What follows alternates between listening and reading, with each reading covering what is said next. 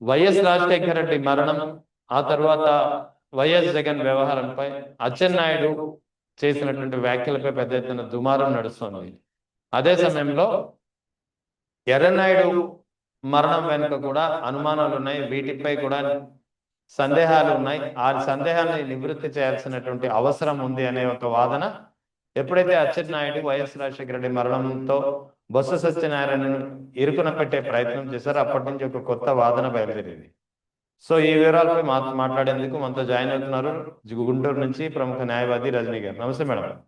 Madam, ఎలా చూడాలి బొత్స సత్యనారాయణ ని ఇరుకున పెడుతూ అచ్చెన్నాయుడు చేసినటువంటి వ్యాఖ్యలు? వాస్తవానికి గతంలో దీనిపై క్లారిటీ వచ్చింది. బొత్స సత్యనారాయణ చేసిన వ్యాఖ్యలు కేవలం కాంగ్రెస్ అధిష్టానం నుంచి, అది కూడా వైఎస్ఆర్ కాంగ్రెస్ పార్టీ పెట్టిన తర్వాత చేసినటువంటి వ్యాఖ్యలు. అది కూడా అప్పట్లో ఉన్నటువంటి కాంగ్రెస్ కి ప్రధాన ప్రత్యర్థి వైఎస్ఆర్ కాంగ్రెస్ పార్టీ కాబట్టి కాంగ్రెస్ అధిష్టానం నుంచి, సోనియా గాంధీ నుంచి వచ్చినటువంటి స్క్రిప్ట్ లో భాగంగా అది చదివి ఉండవచ్చు.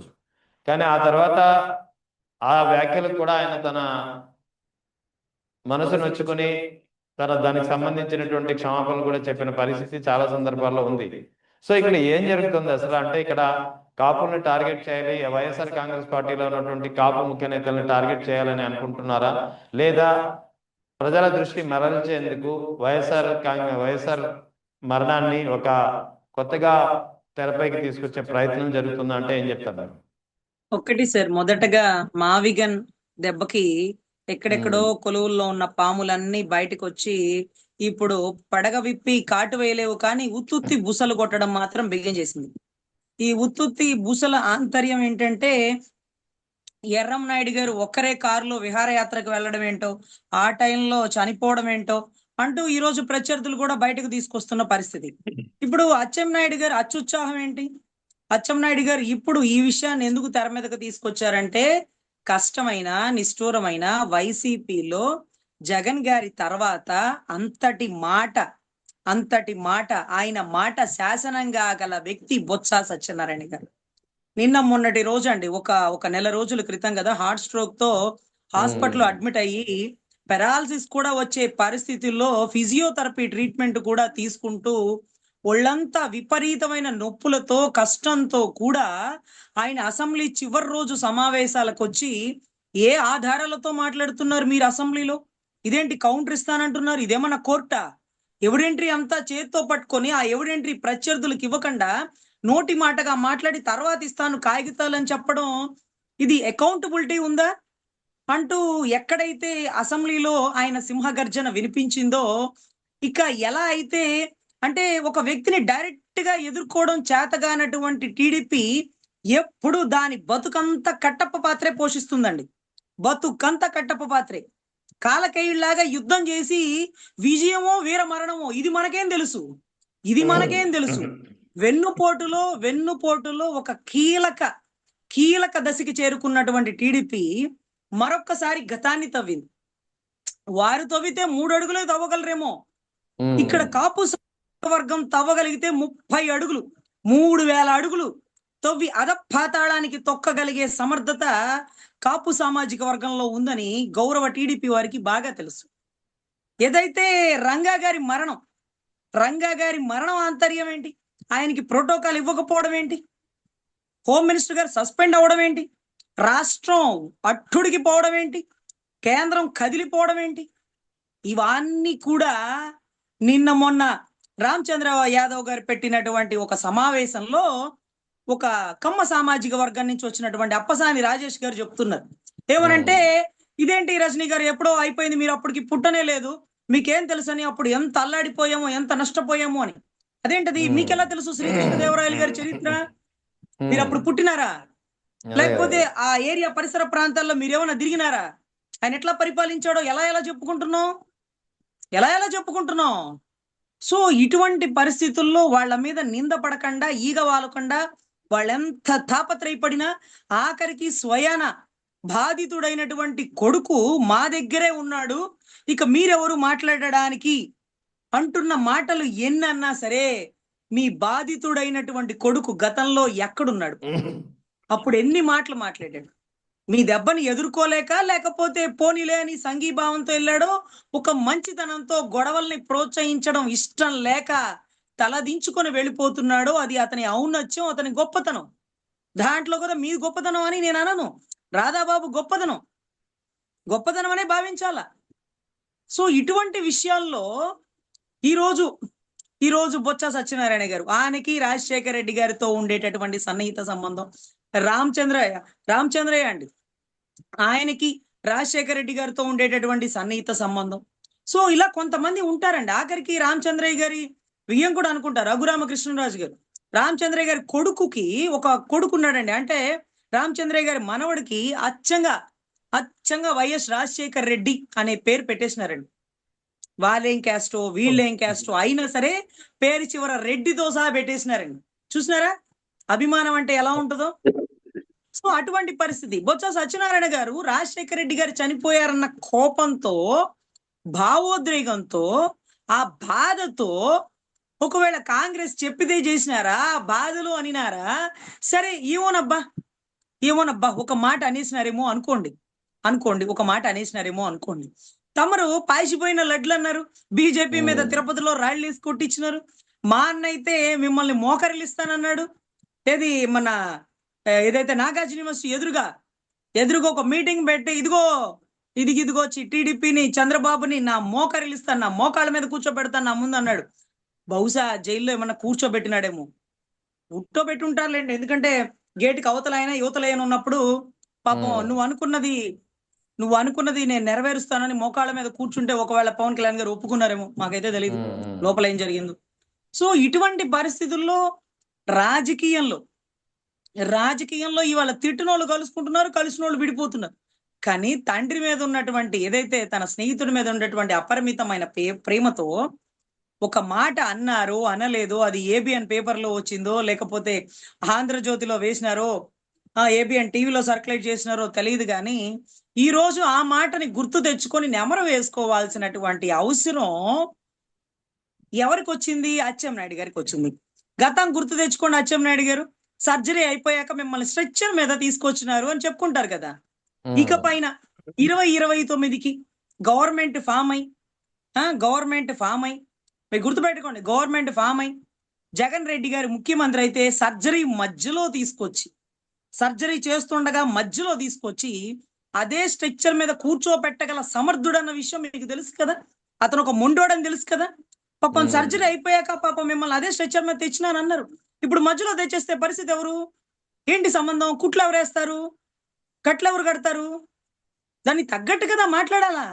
అరే అంత పెద్ద ఆయన ఒక విజయనగర సంస్థానంలో మొత్తంలో ఏకదం ఎవరు నుంచో పెడితే ఇతనే నా అభ్యర్థి అని బొత్స గారు అలా వేలుపెట్టి ఇలా చూపిస్తే భారీ మెజారిటీతో గెలిపించగలటువంటి సామాజిక వర్గం, ఆయన అనుచరులు, అన్ని కులాల సంఘటితమైనటువంటి బొత్స సత్యనారాయణ గారిని నోరు తెరిసి ప్రత్యర్థి అయినప్పటికీ ఒక్క మాట కూడా మాట్లాడే ధైర్యం కానీ ఆ పరిస్థితిలో కానీ లేనటువంటి పవన్ కళ్యాణ్ గారిని గుర్తుపెట్టుకోండి.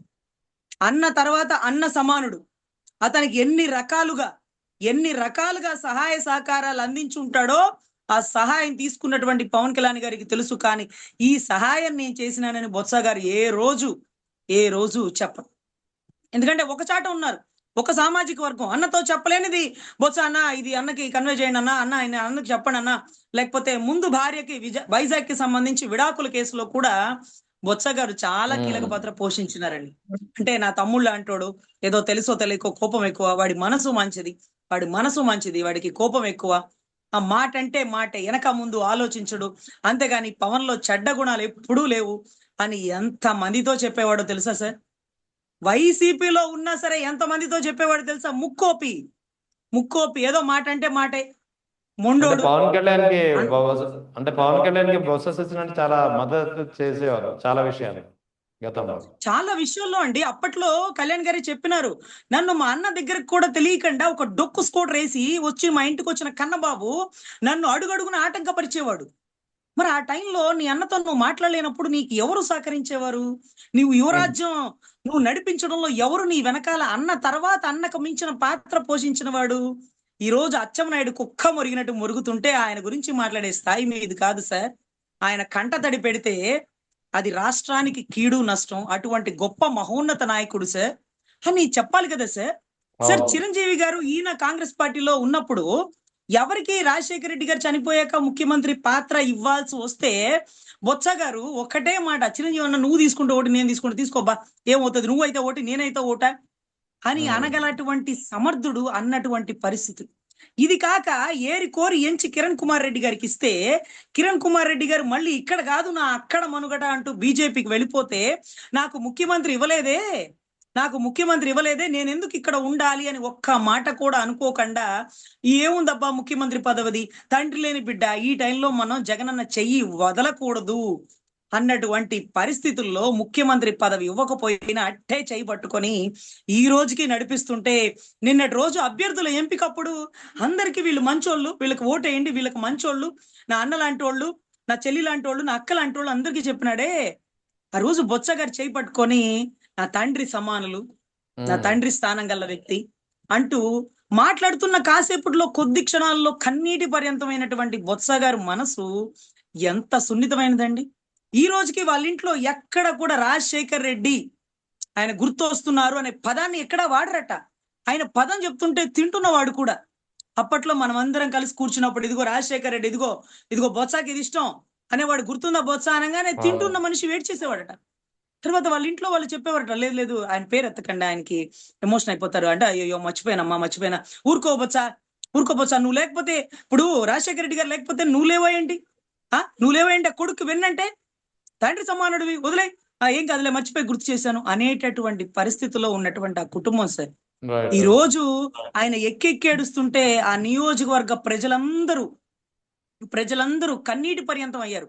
మీకు కూడా తెలుసు, అంబటి రాంబాబు గారికి సహకరించినానో, లేకపోతే 7 గంటలు ఇళ్ల మీద దాడి చేస్తే ఖండించినానో, ఎన్ని మార్లు మీరు కనుక్కోండి అంబటి రాంబాబు గారిని ఫోన్ చేసి, అమ్మా నా కోసం నీ పదవిని వదులుకున్నావో, పార్టీ నుంచి బయటకు వచ్చినావో, ఈ రోజు ఈ పనికి మాలినోళ్ళు నిన్ను బూతులు తిడుతున్నారో, ఒక్కసారి నిన్ను ఎదురుపడి నీకు కనీసం కృతజ్ఞతలు చెప్పాలన్న ఆతృతతో ఉన్నాను తల్లి, నీకు ఇబ్బంది లేకపోతే ఒక్కసారి కనపడనా అని ఒక 10 సార్లు అడుగుంటారు సార్ అంబటి రాంబాబు గారు మా పక్క సందులో. అయినా సరే వద్దులే అన్నా, ఏముంది మీకోసం అని కాదులే అన్నా, అది చట్ట విరుద్ధం అన్నా, మిమ్మల్ని అరెస్ట్ చేస్తానో జైల్లో వేస్తానో, నేను వచ్చుండేదాన్ని కాదు, మీరు కూడా అప్పట్లో పవన్ కళ్యాణ్ గారిని తిట్టేవాళ్ళన్నా, నాకు అసలు నచ్చదన్నా, అలాంటి తప్పుడు మాటలు ఏ రాజకీయంలో ఎవరు ప్రత్యర్థులు ఒకరు తిట్టుకోకూడదనే సిద్ధాంతాలు కలిగిన దాన్ని, అది వద్దులే అన్నా, మిమ్మల్ని కలవడం నాకు ఇష్టం లేదన్నా, ఏమనుకోకండి అన్నా అని చెప్పేదాన్ని. అలాంటిది బొత్స గారికి హార్ట్ స్ట్రోక్ వచ్చింది అనగానే మీకు చెప్పినానా లైవ్ లో, నేను వెళ్ళి హైదరాబాద్ కలిసి వస్తాను సార్ వైజాగ్ కలిసి వస్తాను సార్, ఇది రాజకీయం అనుకోండి, లేకపోతే వైసీపీ అనుకోండి, కులం అనుకోండి, ఏమైనా అనుకోండి, ఒక మహోన్నత నాయకుడికి కష్టం అనిపిస్తే కనపడాల్సిన బాధ్యత ఒక ఉత్తమ పౌరులకు ఉంటుంది సార్. పౌరులలో ఉత్తమ పౌరులకు ఉంటది. కానీ రాంబాబు గారి పక్క సందులో కలవడానికి ఆలోచించిన నేను, ఎవరేమన్నా అనుకోనండి, ఆయనకి ఒంట్లో బాగలేదు, ఆయన హార్ట్ స్ట్రోక్ వచ్చింది, ఆయన కలవాలి అని తాపత్రయపడ్డానా, అది ఆర్పి అనుకుంటా, కిరాక్ ఆర్పి, ఆయన గురించి మాట్లాడితే నువ్వెంత, నీ స్థాయి ఎంత, ఒక మేరు పర్వతం లాంటి వ్యక్తి గురించి మాట్లాడే స్థాయి నువ్వు అంటూ అతన్ని కూడా గట్టిగా వాయించలేదండి. సో ఇవన్నీ కూడా అతనికి మనం ఇచ్చేటటువంటి గౌరవం సార్, గౌరవం. అటువంటి వ్యక్తిని ఏడిపించి అతన్ని బయటికి తెప్పి మా విగ్గన్ అనేది పక్కన పెట్టుకుందాం, పక్కన పడేద్దాం అని అనుకుంటున్నారేమో. గన్ను సూటిగా ఎక్కుపెట్టినాడు గురుడు, ఇకపోతే వారు వన్ సైడే. అప్పుడు ఆపరేషన్ అయిపోయాక స్ట్రక్చర్ మీద బయటికి తెచ్చినారు. ఇప్పుడు ఆపరేషన్ మధ్యలో బయటికి తెస్తే ఎలా ఉంటుందో తెలుసా అధ్యక్ష?